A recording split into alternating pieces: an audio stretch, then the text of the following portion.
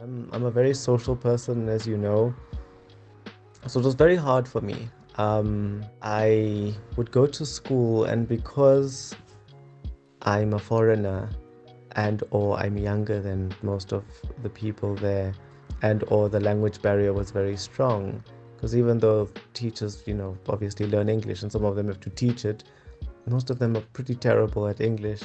There's a certain distance a lot of people keep when it comes to foreigners. They can be, really friendly and stuff, but we're not going to get close. We're not going to become friends, whatever. I'm not saying this is true for all Koreans. I do have friends who actually became good friends with some of their colleagues. Basically, be at work, and I would sort of be lonely because I can't meaningfully interact with most people, or they're not willing to interact with me meaningfully. And then I get home, and home is empty.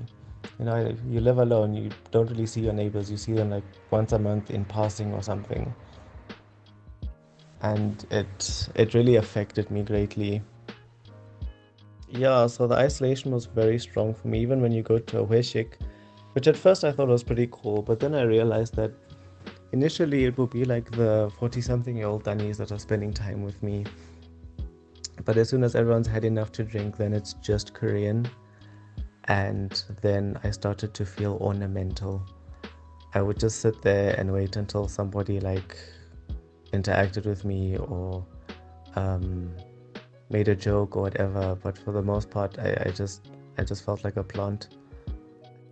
So in August for the summer, I could only get a week, and I came home because I was on a train with my friend Misa. She also lived in a rural area. We were visiting friends in Busan together. I was actually just so sad and breaking down on the train, and she's like, "Don't wait until January, go home now."